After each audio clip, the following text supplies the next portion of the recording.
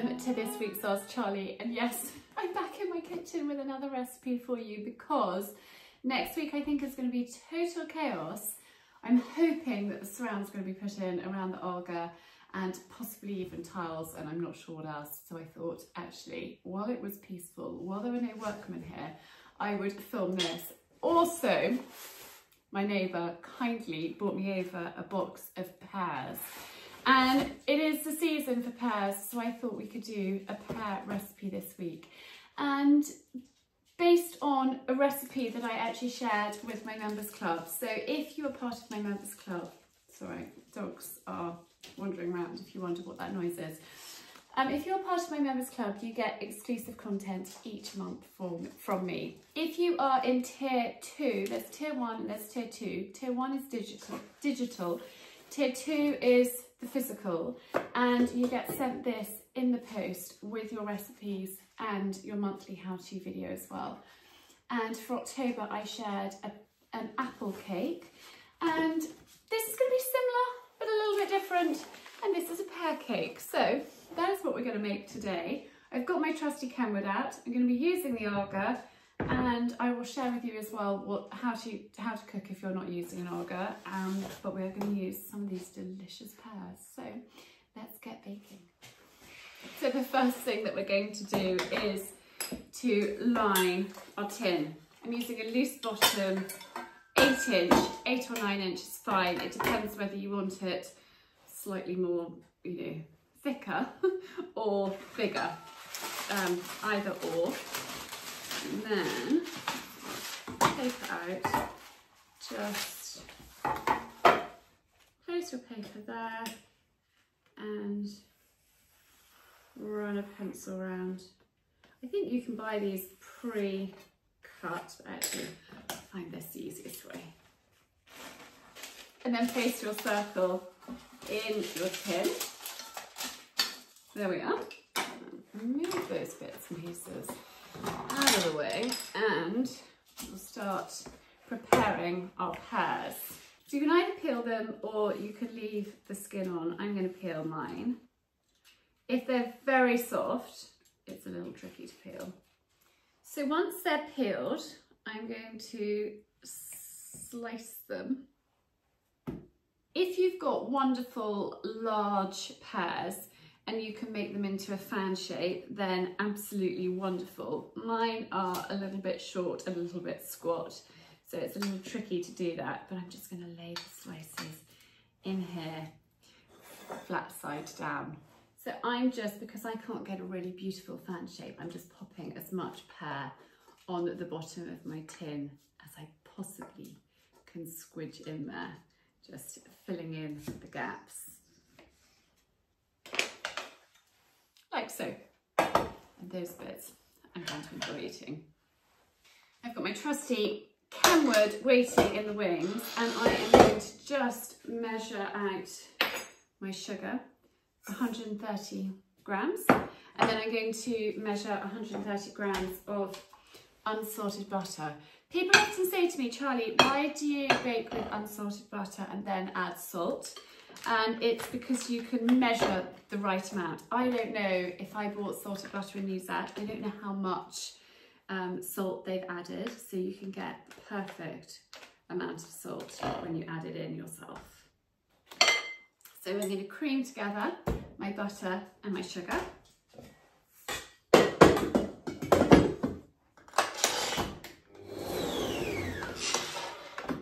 Those are nicely creamed together, so I can add in my eggs. I always crack my eggs into a separate bowl before adding them in, just to make sure that they're fine.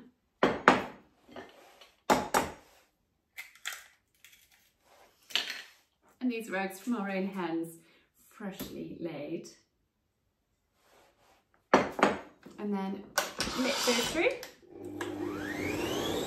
And then I just weighed out 130 grams of self-raising flour. If you don't have self-raising flour, you can just use plain flour and add some baking powder.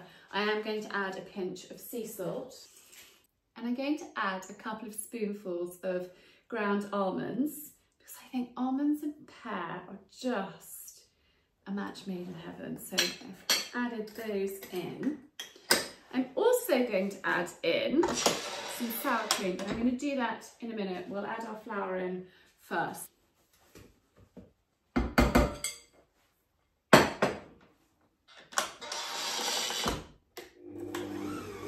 And a teaspoon of vanilla.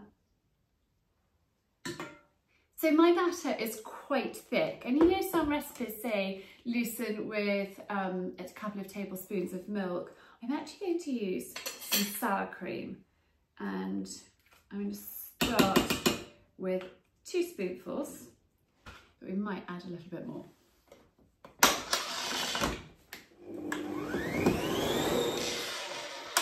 That is much better, but actually I am going to add 1 more spoonful. Now I think that is the perfect consistency now. So put that in there. We're going to spoon it into our cake tin.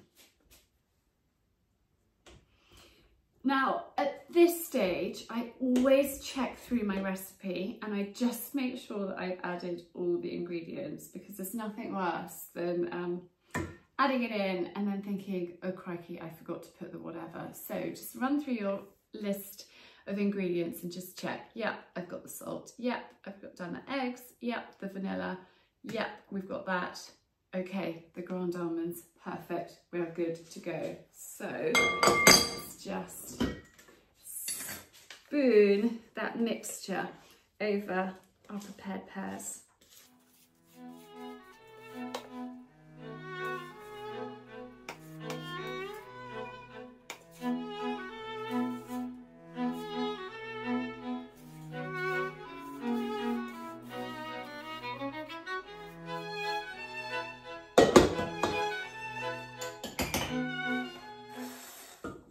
Just using the back of a spoon, spread your cake batter out.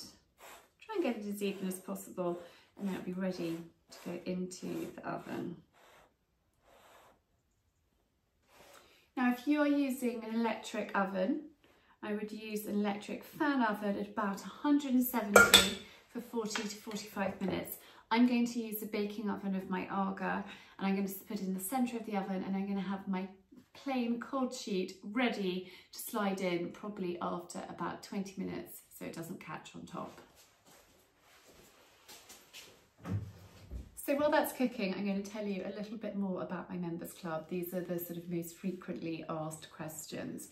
So the tier 1 membership is a digital, so you log on to my website, you have your password and you can just log in and access all the content there. You can print the recipes off. And then the tier 2 membership is the recipes and the how-to video that are posted out to you each month. They also come in a green binder. Let me get a binder and share with you what it looks like. So you get one of these green binders with my logo and these brass corners. I think they're seriously smart. And that you get if you are a tier 2 member. You get one of those free when you join.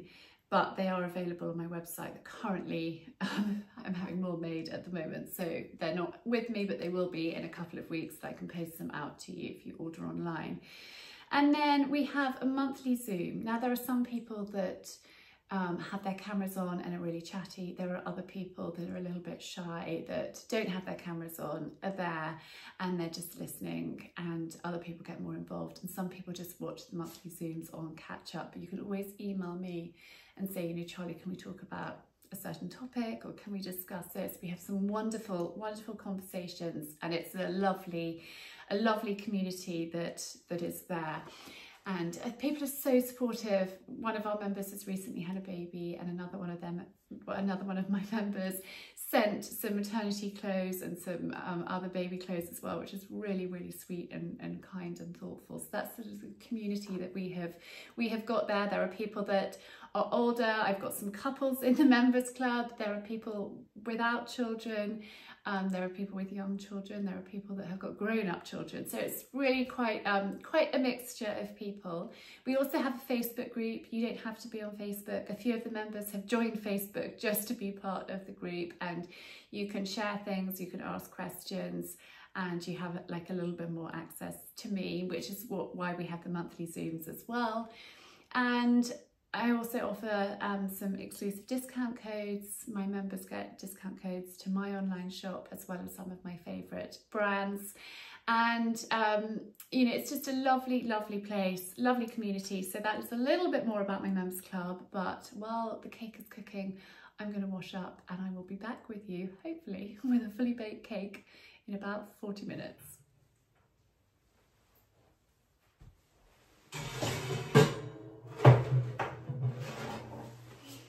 That's my plain cold sheet, and it's always really important to remember to take it out of the agar, so it's cold next time you want to use it on test time, mind your nose.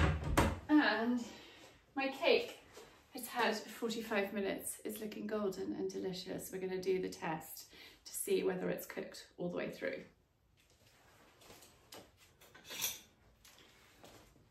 And the test is to take a skewer and to go in the middle of the middle, and if it comes out clean, you know it's done. So that is the cake test. I'm going to leave this to cool in the tin. I'm going to pop it here. I'm going to leave it for about 5 minutes, and then I will run a knife around the edge and we can turn it out onto a wire rack to cool. And I shall have to make sure that Lola is safely somewhere, because she has a little bit of a soft spot.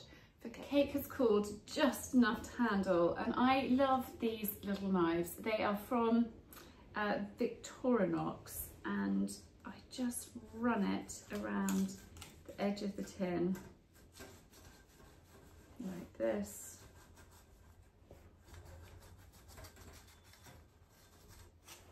And then, because we're loose bottom, it's really easy to flip, and actually it's just beautifully plopped out.